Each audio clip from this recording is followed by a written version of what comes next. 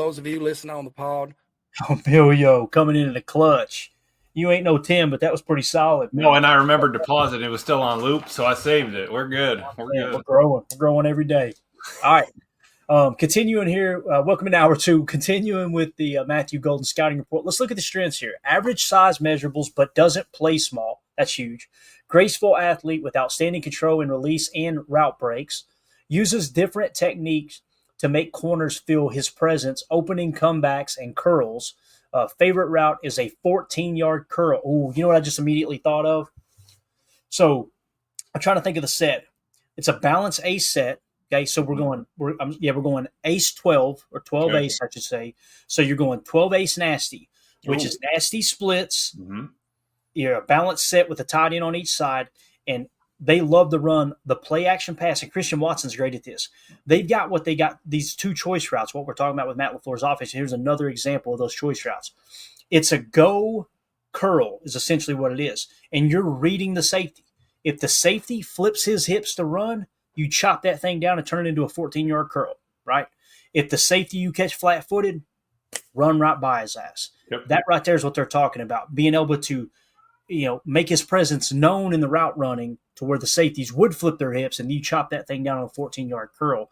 That's just, to me, Emilio, that seems like the result of putting the fear of speed into defenses and being able to chop that thing down. It's all about selling that. I mean, you could be selling the curl the whole time, do a little mini chop, and you're off to the races. You know what I mean? Head fake. If you get people to bite on that, it's what you can make your hay with, but you got to be able to sell it. If not, no one's believing you. I mean, you could have 4 or 5 speed and still sell a street, Yeah, that's fact. All right. Stem burst creates separation on posts and I like that. What we're talking about with the stem, and you tell me if you understand it differently here, Emilio. Like, let's say you're running a post route, and let's say you're in the 2 on the right. You're gonna run like a go to 10 to 12 yards, and then you're gonna turn it into a post, right? The stem is that break point, right? That pivot point, right? When you get to the top of the stem, now you're making your cut, right?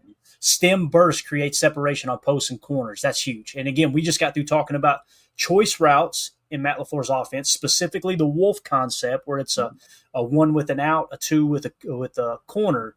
It's saying he excels at that. So yeah, and coming out of your stem, I mean, how are you arriving to that stem? Are you chopping down? Are you over your skis? Are you under your skis? Are you way outside your shoulder width? I feel like there's a 1,000 ways you can look at it. Do you need a push off? If you sell the dude, can you kind of bend it? Can you kind of arc it just a little bit towards the outside? But you're running a corner. You know what I mean? You're not running the post. You're bending it a little bit to the outside, bring it back in, and I'm out. There's just such subtlety that if you have a guy that can handle that, coming right out of college, pro ready, 10 years ready to go, I like that. I do like that. Golden can do that. I think that Ibuka can too. Above average focus at catch point with fast, steady hands, superb body control to turn and frame the football midair. Tracks ball well downfield, often had to slow and adjust his track with Quinn Ewers' deep ball. Look at the shot at Quinn Ewers there. Oh, wow. Hey, if he didn't, basically, let me paraphrase what Dane Brugler just said. If Quinn Ewers' noodle arm wasn't out there on the field, he wouldn't have had to slow down and catch the ball. Probably would have had a couple more tutters. If he had Joe Milton throwing him the ball, he'd be in good shape. Yeah, he let that thing go from the 5-yard line in the south end zone at Neyland. It landed out there on Broadway, right? Cannon for an arm, man. Cannon for an arm. I still don't think he's going to be a great quarterback. What? Somebody just traded for him too, didn't they? Pretty sure. Yeah. Patriots just traded him for a pick. So anyway, much stronger than expected, especially when finishing catches through contact. Impressive awareness post catch. Immediately change and run angles to make first man miss.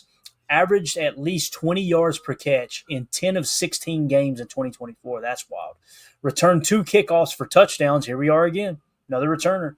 In 2023, his career 25.8 yards per kick return, 28 attempts for 722 yards and 2 touchdowns. Very self-confident and embraces competition. Emerged as a top option in Texas's talent-rich wide receiver room in 2024. Coaches trusted him to play every wide receiver position in the playbook. What I really did like about Golden, and what I think it was DJ or Rostock or somebody, who did Texas go to in a pinch? I mean, that was Golden. Golden was their go-to guy. Golden was the one they wanted to go to on third down. He was the one that I threw to. You'd throw to on fourth down if you were in trouble. That's one thing I did like. And again, any guy that wants to play special teams willingly, not being forced out there, hey, I want, winners want the ball when the game's on the line. Best replacement quote you could probably have. That's the truth. You know what I mean? If you want the ball in your hands, let's go. That's what I want to see. Yeah. I see the Kyle Williams talk in the chat. We'll hit on that here in a second for sure before we wrap up. Here are the weaknesses, and I love that this is a short list of weaknesses here. Holy cow. Not a dynamic make-you-miss athlete in space, doesn't always play up to his time speed, can get stuck at tops of routes when facing physical defensive backs. So if somebody's in his hip pocket, bumping and running might be a little bit of an issue. Inconsistent blocker and can get blasted off his spot. NFL scout, quote, I won't kill him for it, but I need to see more grit out of him when he isn't the target. Now, we just got through talking about Egbuka, literally on inside run plays, going in and digging out the mock backer. So strength Egbuka, weakness Matthew Golden. Strength for Golden, more speed, right? More physical ability in that regard over Egbuka. Didn't play on special teams coverages aside from kickoff returns. Missed 2 games as a freshman after suffering rib injury October 2022. Missed the final 3 games of his sophomore season, November 2023, because of turf toe injury that required surgery. So it sounds like he's got a few more injuries than Egbuka. So after hearing all this, Emilio, I feel way better about Egbuka than I do Matthew Golden, but I'm a little bit higher on Golden now, hearing how he operates at the top of the stem. That makes sense. Yeah, I like that football play, but I'm definitely still more on Egbuka. And again, national championship, would you want to dive into that? Goody always is looking at that kind of a player. Mm-hmm. All right, so there you go. Again, that's 2 receivers to look for. That's Matthew Golden. He's in the 37 spot. Packers had a top 30 visit with him. And, of course, Emeka Egbuka in the 20 spot. On our board. We also had a top 30 visit with him. So 2 that could potentially be the pick at 23. They may be looking at Matthew Golden potentially fall into 54. I just do not see that happening. That's what makes me think they've got to seriously be considering him at 23. Because I think he'll be Akron, or is that your boy Appy State? I mean, it looks like Akron, isn't it? Poor guy getting just the fist to the mouth. I think that's Akron. I believe that's Akron. I could be wrong. It doesn't look like Appy State, but I may be wrong. Yeah, I was going to say the colors weren't right, but poor guy. That's get posterized, man, for sure. It's this hand that gets me right here. It's just kind of it's like limp, looking for something, right? It's just give me help, please. Yeah, exactly. So there you go. There's a little wide receiver talk. Continuing that wide receiver talk, Greg Rice says NFL MDD. Not sure what that is. Got it. Has Kyle Williams wide receiver at 95. There's some people, man, the Kyle Williams hype is picking up, and some people love him. And you guys know I've been very vocal about where he's at on our big board. Let me pull it up real quick and kind of talk about why we've got him there. And this is why we build the board early, is because there's going to be plenty of hype for Kyle Williams. That's obvious. There's going to be some people that think he's a first-round pick, and that's cool. Hey, all right. I want to know how people felt about him at the end of the year. What the hell happened? Why all of a sudden it's, whoa, this dude is the real deal, right? So with Kyle Williams, and he may end up being a great receiver. Who knows? We've got him in the 10, let's see, what is that? The 194 spot. Yeah. Just 100 spots off, Greg. Just 100 off. We got him at 194. Here's why he's there. In 2022, PFF said there were 252 other receivers that were better than him. All right. In 2023, PFF said there were 388 receivers better than him. Now, in 2024, he takes a huge jump, and they said he was the 64th best wide receiver. Okay, the PFF big board at the end of the college football season had him at 152. The consensus big board had him at 147. All right, so that sounds like that's nowhere near being a first-round pick, right? Now, one of the outliers, Senior Bowl, he dominated. Daniel Jeremiah said this dude turned heads at the Senior Bowl. Guys, that's huge. You cannot negate that at all. Like, think of the people in the past who have had great Senior Bowls. Here most recently, last year, the cornerback, help me out, Emilio, went to the Eagles. Toledo. Yes. Yeah, Toledo. That's how we all remember. Quinyon Mitchell balled out. And everybody, it's still a small school. Went to the NFL, played damn good football, right? Mm-hmm. So you got it. You got it. Was Puka? Did he ball out in the Senior Bowl? Did he go to that? I think he may have. It was one of the All-Star games. I think it might have been Okay. the Senior Bowl. Yeah. I feel like that could be like Jack Best this year. You know what I mean? Like someone that tore it up in the Senior Bowl. Yeah, and like with Puka, you say, okay, let's compare him to Kyle Williams, right? Like, okay, is their rapid ascent similar? Okay. It's not because Puka was graded extremely high by PFF. Like Right. that was the reason I was standing on the mountain for him. Like, bro, why are people overlooking this kid? And then you see him run the gauntlet at the combine, and I think he had the fastest speed at the gauntlet, like meaning miles per hour, running and catching the ball and changing, eye locking while you're catching it. And it's like, why is nobody on him? And lo and behold, he gets drafted. As he falls in the draft, I'm going, I guess they were right, man. I don't know what the hell I'm talking about. Then he gets to the league and he dominates. So that's right, we were right. So with Kyle Williams, it seems different because the PFF isn't really matching up, and it's not everything. But here's the other thing. As I was beating myself up going, man, why don't I have him in the top 100? Should we move him up? Should we change that? Because now you were asking me, right? Because he had because his new grades are all so much higher. Consensus Big Board and stuff has them significantly higher and all that, right? Well, the 33rd team released their recent top 200, right? He was 159 on their list. And again, that's not everything, but it's just there's nothing in terms of information across all this stuff that we've collected. And his RAS, I need to double check it. If somebody wants to check that for me real quick, I'd greatly appreciate it in the chat. See what Kyle Williams' RAS is, because we had him in as a 0 in here. So he was less than a 7 RAS when we took him in. So I don't know. I want to believe. I don't have anything against him, right? But then you go, okay, what kind of, who did he play against? He played at Washington State. It's not like he was playing a bunch of powerhouses. I can't imagine. I don't know what conference that is, but you don't think of that being like this powerful program, right? So it's hard for me. Now, he does meet the athletic threshold for the Packers with the data that we have in that regard. But, yeah, I'm trying to see if anybody's got the RAS. It takes the RAS a while to load. I'll get it loading here on my screen so we can at least try to take a look at it, because I'm curious to see if that's accurate. And that's our next step, Emilio, and it's going to be grinding. We've got to make sure we get all the RAS information in and covered. It's best to wait the week of the draft because it's constantly – I want to say somebody's – I think it was actually today, April 10th. Was it Will Johnson was supposed to do something today, I believe? For his pro day. I think they said that. Who was that? I want to say it was Move the Six, but they were talking. Yeah, it'd be one of those where you kind of play it out because he had that injury. Hey, we're not going to do the combine, but hey, here's our pro day. Hey, little tight on the 10th. I don't know if I can run today. I'll see everybody at the draft. You know what I mean? And just kind of drag this thing out. I definitely think that's a possibility. But little games that they play, man, that's the truth.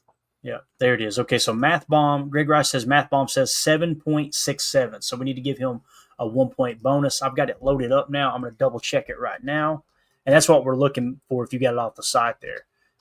Kyle Williams is wide receiver. We're showing actually the updated one. I'm looking at the site right now, and I appreciate you looking that up, Greg. Thank you for checking that. We've got it right here. And it's actually a 6.35. So now he was not disqualified from the threshold, but he was lacking the agility testing. And his 40-yard dash was a 4.40. Arm length only 30.13. Hand size 8 3/4. So I'm just looking at Amelia. I just don't everything. See it. Yeah. You're taking it all in consideration. Say, is this a guy I want to take a chance on? And it's where it gets dangerous because I'm trying to sell myself on it. I'm trying to convince myself he's that dude, and I just have nothing that lines up. So, all right, so we'll stick with the 0 there. But thank you for looking that up, Greg. If you've seen it on Twitter, it might have been the early RAS, and then even Clay, even look up 5-6 spots there. I'd rather take our boy Efton out of Eastern Washington with that pick. Some dude that started in 22 at 176. 23, he was 36, and 24, he was the best receiver in college football.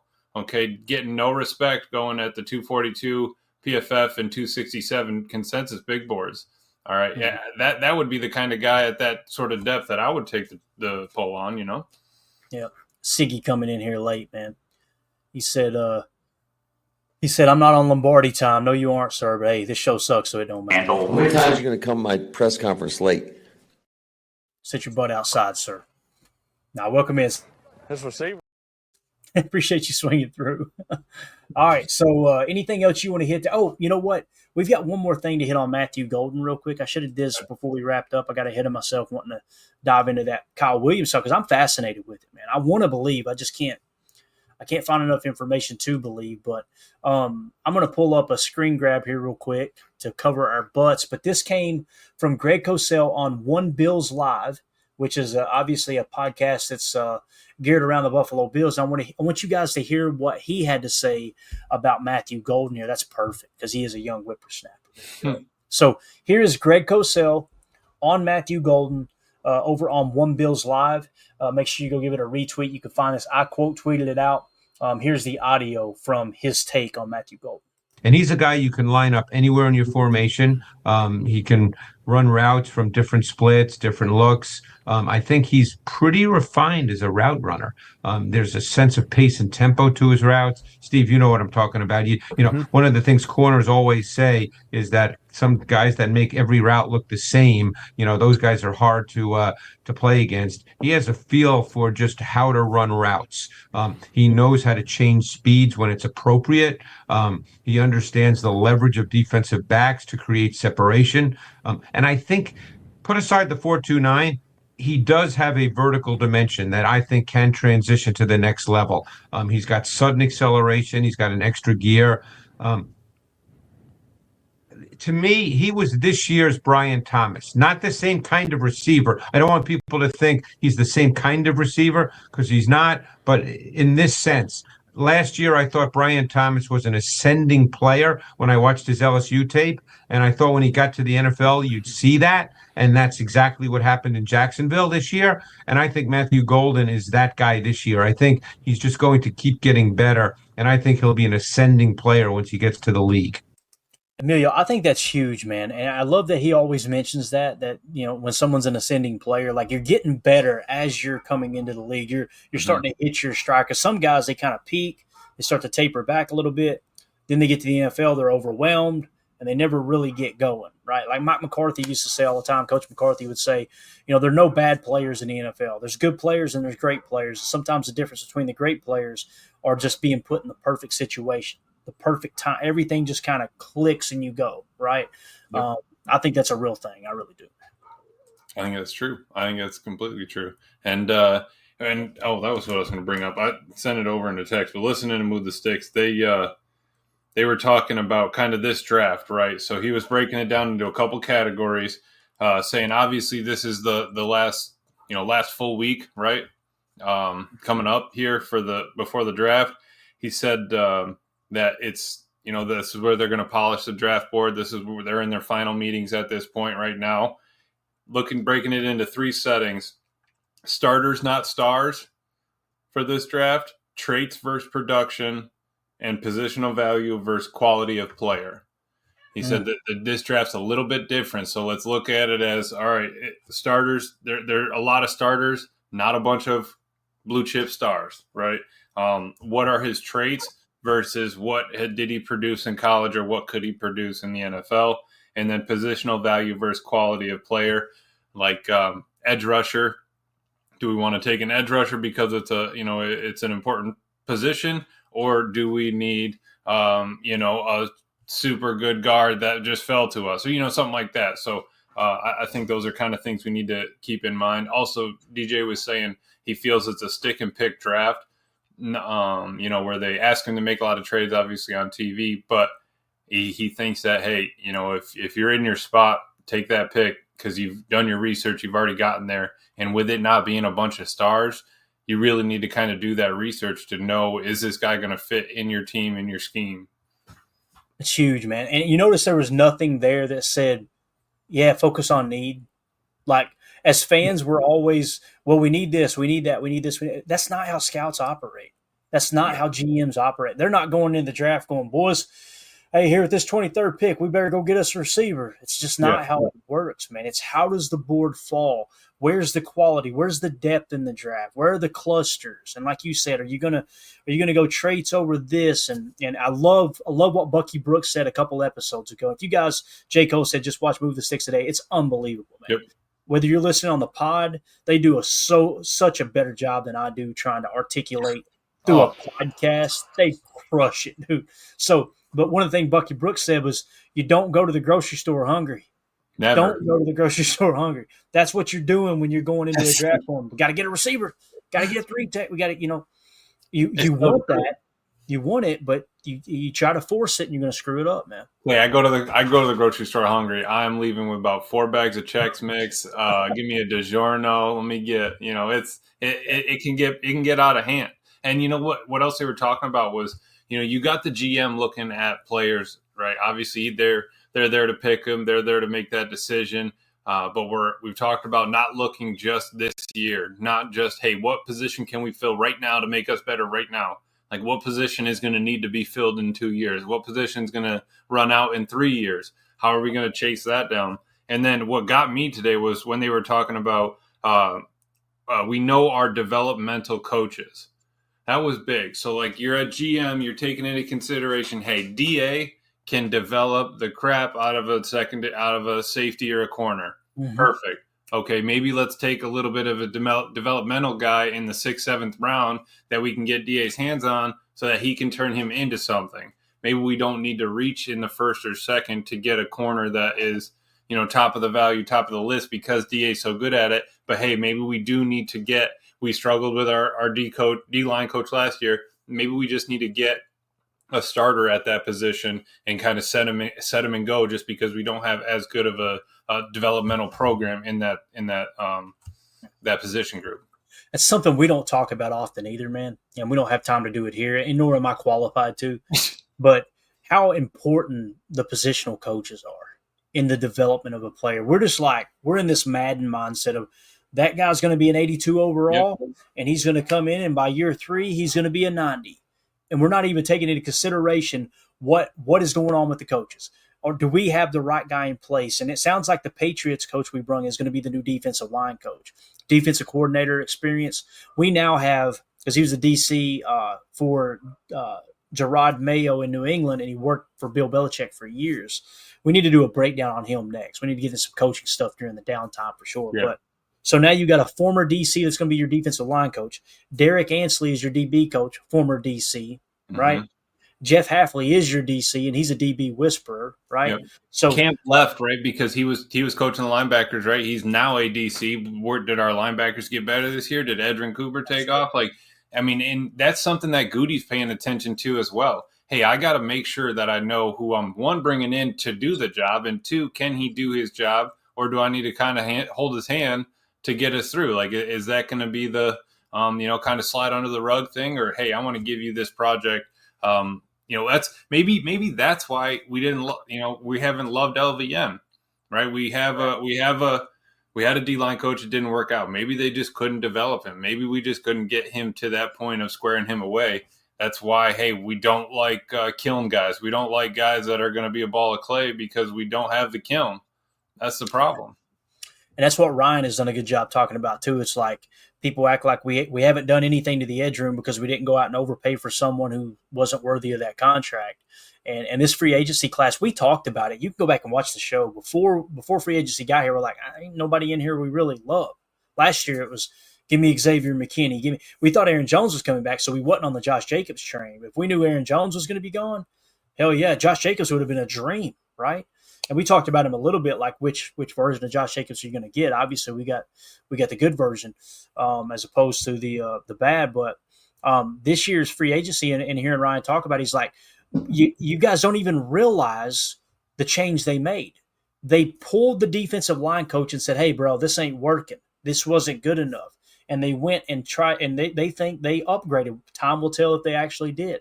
So that's the change they made because there wasn't that much on the market. There just wasn't. And I know there were some podcasters standing on the table for Milton Williams. Milton Williams is a good interior defensive lineman. He is not great. I'm sorry. You're not going to convince me that Milton Williams is worthy of top defensive tackle money. That's just crazy to me. For the right price, absolutely, I would have loved him. But I never got on that train and got roasted for a couple of times there. So, yeah. Mad Butcher 915 says, can't wait for the NFL draft. It's going to be awesome, man. The stage is going up. Matter of fact, I think I put a tweet out earlier. If I can find it here real quick. I don't think we'll get in trouble for showing this. Clay, I was thinking about that. Whoa. Is that you or me? That's you, anyway. What is going My on? system froze. Let's just sit here awkwardly for the podcast crowd. You know what I do. I don't know what just happened there. Okay. I was thinking that today. Like, I cannot believe we're about to be in Green Bay in 2 weeks. Dude, it's unbelievable, man. Unbelievable. And the plans that we've got set up is just like, it's going to be great, dude. I feel like we're getting the best of both worlds. We're going to get to take in the draft and hang out at the draft, and then go. And like Ryan has talked about, man, I want to go to the draft, and he is going, but it's like, I understand what he's saying. Not being able to do your live stream, and we're getting to do the live stream too. Like, it's just the best of everything. It's going to be absolutely awesome. I'm excited. So yeah, I can't believe I'm going to see Lambeau for the second time in my life, and it's going to be a draft with hundreds of thousands of people there, seeing all the fans. I mean, it's going to be absolutely wild. Yeah, look at this video they posted earlier, man. Check it out. Building the stage, draft stage in Green Bay going up, dude. It's going to be awesome, man. Absolutely awesome. That Sunbelt rental, man. They're getting a lot of use out of them little lifts there, Clay. Right. Buy stock in that local company that they rented those off of. You know, they paid a premium for that. So again, that was posted, that was tweeted out by the Packers Twitter team there. Really, really cool. Let's do a top 30 visit real quick. You want to? We got a little bit of time. Is that all right with you? Please. We got our most recent top 30 visit. It came across the wire the other night while we were live. We put a little article together for you all. Let's dive into Tulane's cornerback, Micah Robinson. Okay, Packers reportedly schedule a top 30 visit with Tulane cornerback Micah Robinson, per team sources, targeting him as a potential late round flyer in the 2025 NFL Draft. Ranked number 439 on our PTA big board, Robinson brings a compact 5'10", 183 pound frame and blazing speed, offering the Packers a raw but intriguing prospect to develop in their secondary. I want to mention this too. He had limited information on him, but he graded really, really well with PFF in 24. So what we decided to do is give him, since he wasn't on the consensus big board, he wasn't on the PFF big board, we gave him like a 600 rating on the consensus big board to bring him way down. Yep. Because we didn't, or else he would have been sitting up there probably in the top 15, and that's not where he needs to be. So we'll adjust that as we can get some more information on it. But here he was in high school. Dog, I don't know about you, man, but there's nothing better than high school football, dude. To this day, I love going and watching high school football, man. Just look at the background, that small stadium and everything. Mm-hmm. It's just, we were up your way last year watching Sammy's last game in the playoffs, in the Tennessee high school playoffs. We were up in Gibbs. That's a cool stadium up there back in the woods, man. That was really neat. Yeah, I have to go check it out.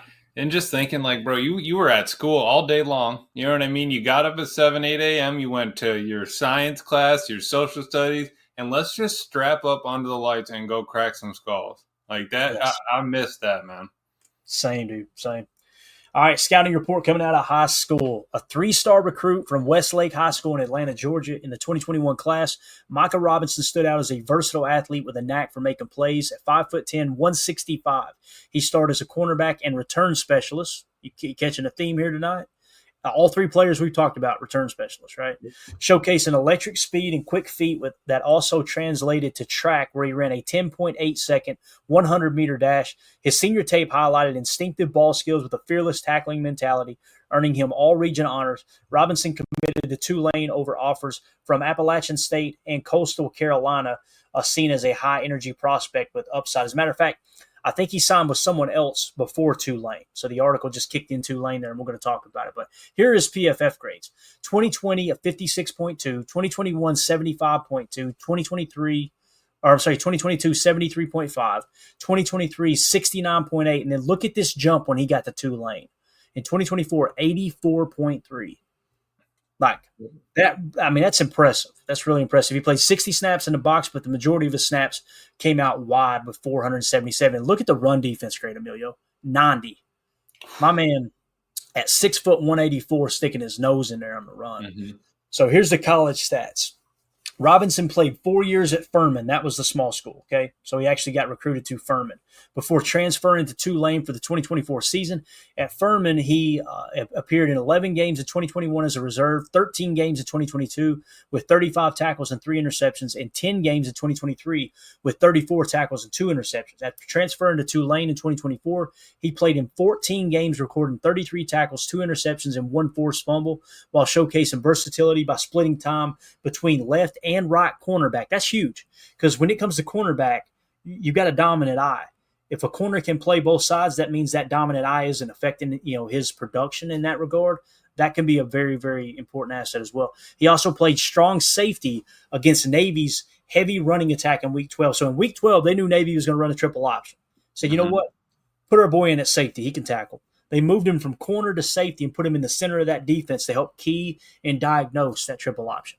Pretty cool. So I'm sure you played against Navy in college football, right? They do still run a triple option, right? I'm pretty sure they do. Are you kidding me? I was just going to tell you, I actually picked up for the ultimate team. I picked up the flex bone, Air Force's flex bone, so that I could actually, because I mean, dude, you get that going. Sometimes it gets a little confusing back there. We ran the triple option in high school my last year. Terrible idea. Unless anybody was like, the whole team's got to be committed to it, right? You got to be willing to do your one job and keep to it, and just not something a whole class of kids can learn in a year. But I do like it, and yeah, being able to have that flexibility. We want to see guys with versatility, right? We've always chased that. The dude only had he had 400 snaps outside, 500 snaps outside.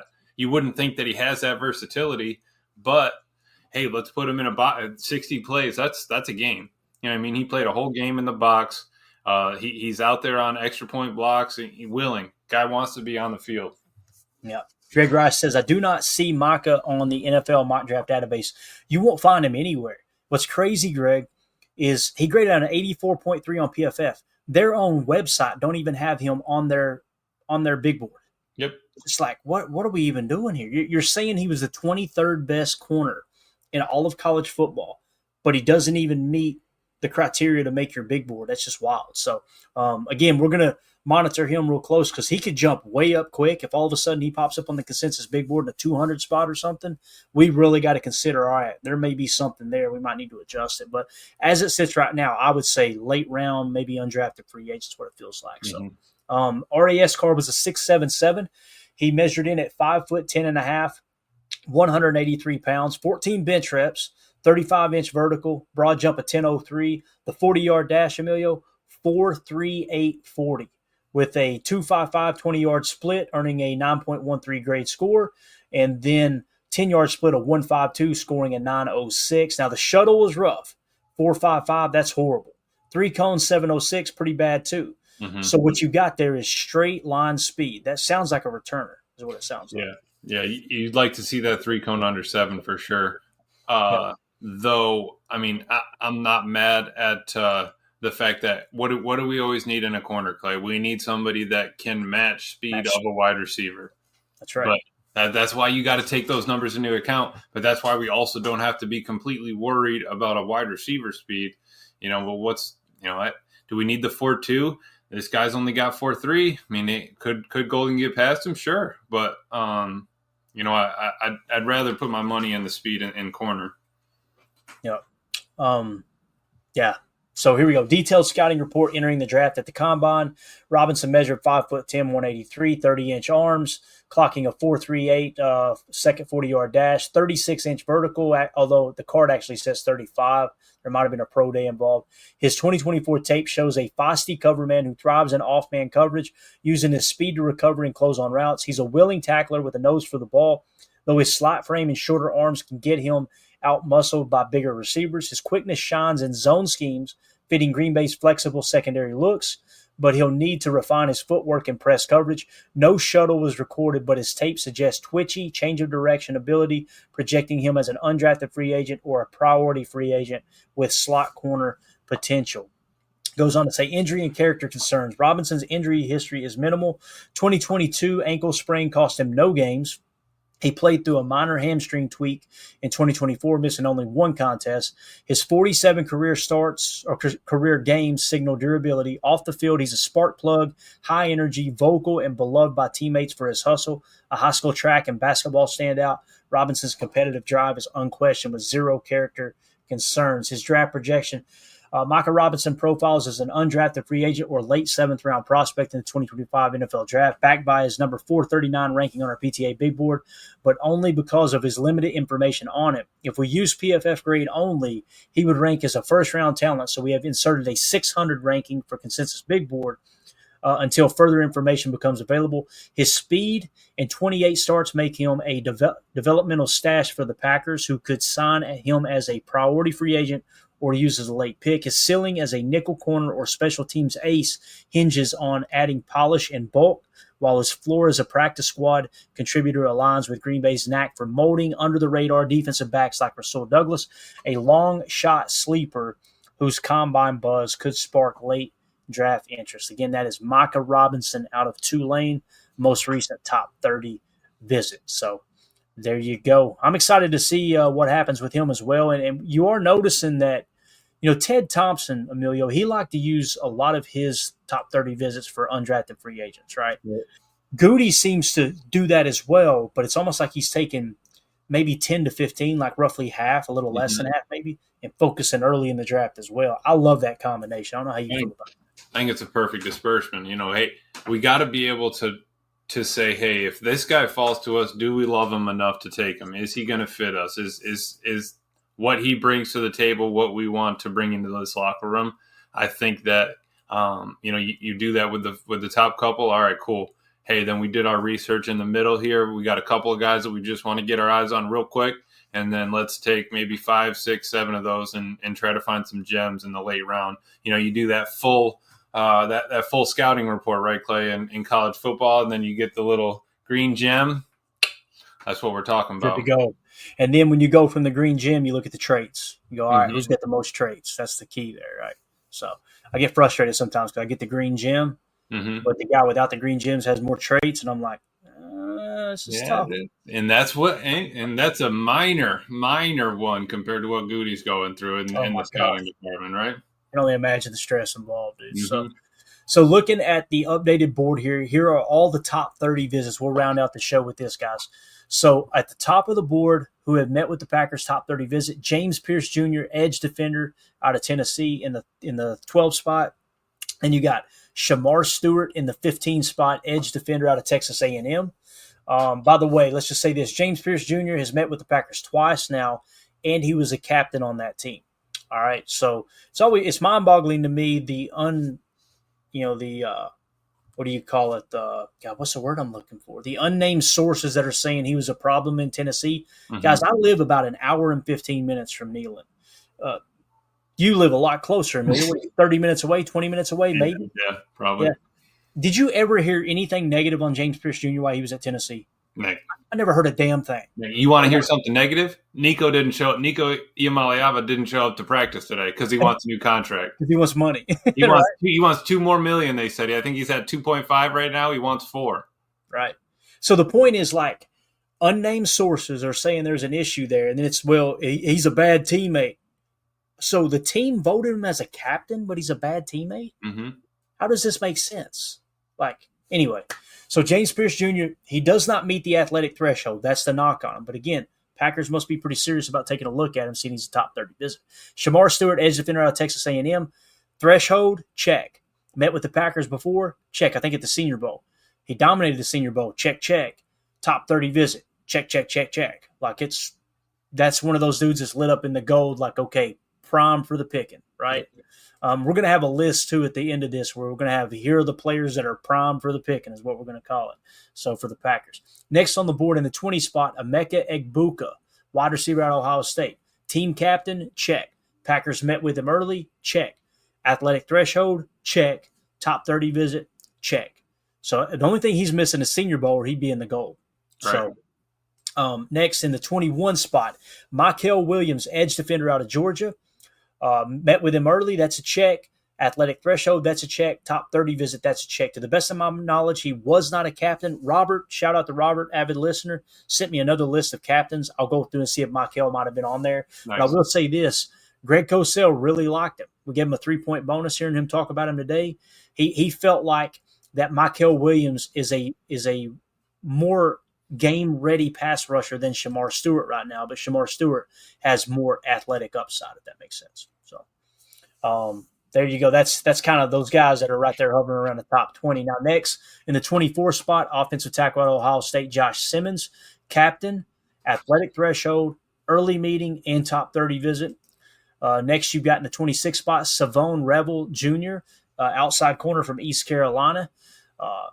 Packers met with him early, athletic threshold checks, and a top 30 visit. Next, you got in the 36 spot, Tyleik Williams, defensive tackle out of Ohio State. Packers met with him early, athletic threshold checked, and the top 30 visit is in the books. We talked about Matthew Golden, the ninth, 37 spot. Versatile wide receiver out of Texas. Athletic threshold's good. Packers met with him early, and they scheduled a top 30 visit. Next, you got a golden boy here, a golden goose in the 40 spot, TJ Sanders. He was at the Senior Bowl. It's a big check. Packers love their Senior Bowl guys. They met with him at the Senior Bowl. He meets the athletic threshold for defensive tackle, and he was a top 30 visit. Prime for the picking, right? Next, you've got Jacob Bayer, center, out of Arkansas State in the 104 spot. Packers met with him early, and they scheduled a top 30 visit with him. He does not meet the athletic threshold, okay? But again, when they're in the gold, that means they're a top 30 visit, and they're a Senior Bowl participant. That's what that means, okay? Yep. If you get the athletic threshold too, you can notice by the emojis, but we might want to change their color somehow too, Amelia, like to go, okay, this is one step further. Like this makes more sense. So we may add that in.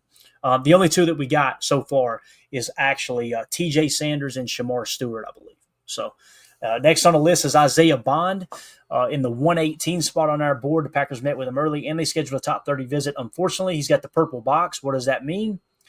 Got the legal issues now, right? I heard about that. I was listening to the show. That's no bueno.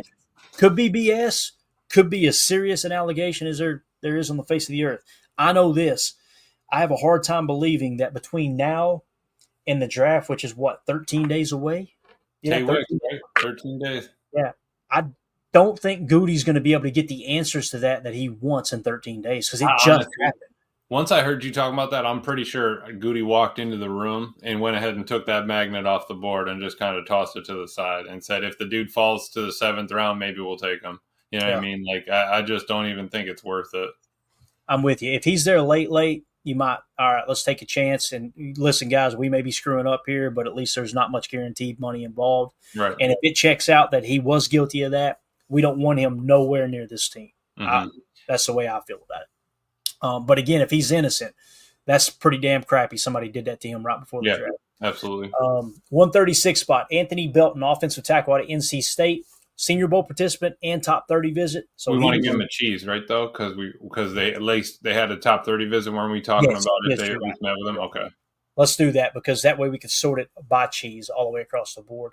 He's the only one that we've had so far, right? Yeah, we're. The other one was Micah, and I just threw that in there for you. Oh, appreciate it. Yeah, it's important that we can pull up the cheese. That way we get them all on the same page when we get the draft night for sure. All right. Next, you've got in the 240 spot, Dalton Cooper, offensive tackle out of Oklahoma State. He was an East-West Shrine Bowl participant. He met with the Packers early, and he's got the top 30 visit as well. John Williams in the 293 spot, offensive tackle out of Cincinnati, East-West Shrine Bowl. Captain of his team, met with him early, top 30 visit, and he meets the athletic threshold. So you actually kind of, when you look at the athletic threshold and the fact that Dalton Cooper didn't check all the boxes with the threshold, that makes you think John Williams might be a little bit better pick than Dalton Cooper in that regard. Now, I want to say this about the threshold. What that means is they cannot be disqualified for qualifying for the threshold. And let me explain what that means. There may be limited testing, right? And he might not, we don't have enough information to determine if they're going to be in the threshold, but we're not going to penalize them for that. All the information we got suggests they would have met the threshold, okay? So if they don't have the heart emoji eyes there, what that means is they definitely, through the testing, were disqualified from meeting the Packers athletic threshold. And I want to say this for the 1,000th time. It does not mean the Packers are not going to draft them, Okay. Right. There's some of that going around out there, and it cracks me up. It's like, that's not what that means. It does mean the guys they do draft, they typically meet those requirements. So Right. That's like saying we're not going to take John Williams because he had a -1 RAS versus Dalton Cooper's -5, like a 7 to a 9. I mean, bingo. All right, next you got in the 340 spot, Jason Marshall Jr. We talked about him, I think, last night. Outside corner from Florida, East-West Shrine Bowl. Packers met with him early. Also, he meets the athletic threshold, and he was a top 30 visit, but it is worth mentioning. He, along with Josh Simmons and Savone Rebel Jr., all had injuries this past year in 2024. Okay, so it doesn't mean we're taking them off the board and we shouldn't draft them. It just means Goody's looking into that. And if they take them, it means that checked out. That's what that means. So just something for us to dig into a little bit deeper. Next, you got Essa Pohl, offensive tackle, Washington State, wrestling background, met with him early, and a top 30 visit, offensive tackle. There in the 365 spot. He does not meet the threshold, though. And then rounding it out was the guy we just highlighted in the 441 spot as it sits right now, Micah Robinson, cornerback out of Tulane. Obviously, the Packers had a top 30 visit with him. So anything you want to add to that before we wrap up? I just thought let's run through that as often as we can to keep our eye on. These are the guys that seem to be kind of on the Packers, radar there. And why is that one gray? Are you in there doing something with Belton? yeah, I'm clicking on him. Okay, cool. I was like, I hope I didn't screw something up. No touchy. Oh, by the way, I want to say this.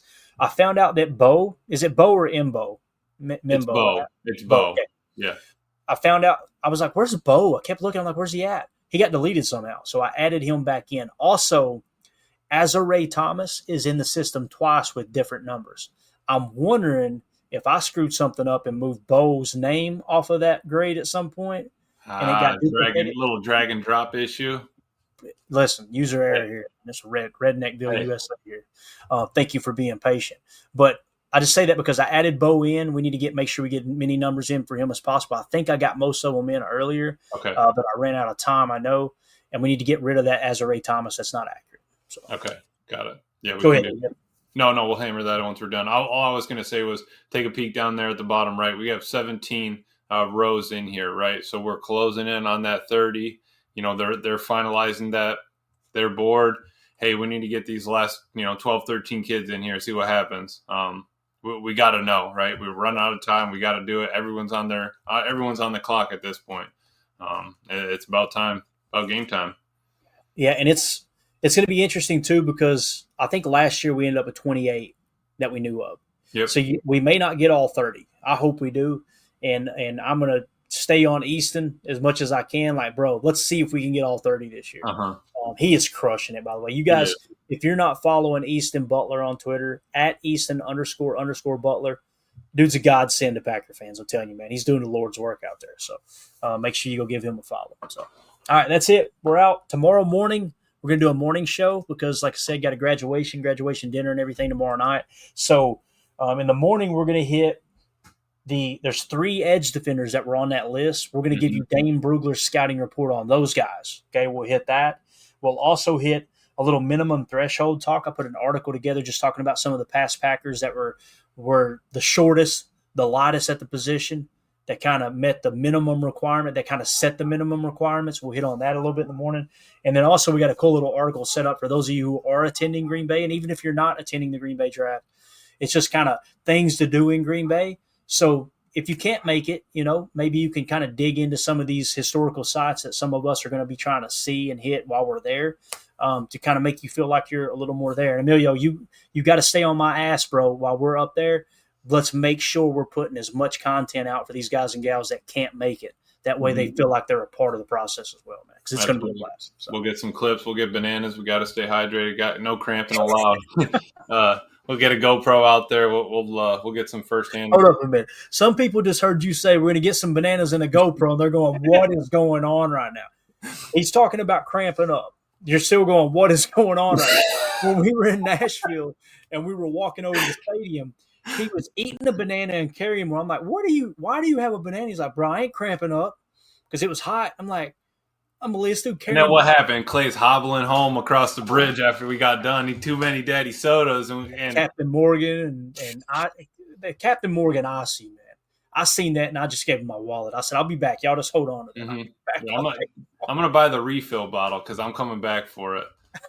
Let me just hit these real quick from Move the Sticks. I forgot to go over them earlier. So they said just a couple of concern or what was he saying? DJ was saying different viewpoints across the board, even in different like franchises. So like even in Green Bay, we got different guys thinking completely different thoughts. On first, Tet McMillan, that he's a cruise control type of player. So that's I didn't. Is that a negative? That's a negative, right? Yeah. Like some people think that he's a cruise control, and then obviously you can flip that the other way. Hey, he's consistent, but he kind of he can still do the jump stuff like that. The other one was Ezeraku. They said that some think that he could have power concerns. That hey, maybe he can beat him with speed and stuff like that, but in the long run, does he have that kind of physical power and strength? Greg Cosell said the same thing, by the way. He does not win with power. You notice he doesn't have a Greg Cosell bonus. Doesn't mean we don't like Ezeraku. The Packers hadn't met with him at some point, but that's, same thing with Greg Cosell. Absolutely. And then Revel, they said that he's long and leggy, right? So obviously that could be a plus or a minus depending on the team. Buck was saying that he kind of reminds him of like a Sherman or like an older the Seahawks corners, like Legion of Boom era Seahawks corner. Kind of have that length, but keep him in front of you. And then the last one they had was Birch, Jordan Birch. The Oregon edge. They said that he could be kind of a tweener, and they're not sure, right? So those were just kind of some of the names that they were going through when he was talking to his scouts and people that he knows in all these franchises and stuff. Those were some of the major conversations that were coming up on play. And Jordan Birch is interesting because he's 66 on our board, right? So you think that's fairly high. But notice there's a void in the Senior Bowl stuff. Even though he was at the Senior Bowl, he didn't stand out.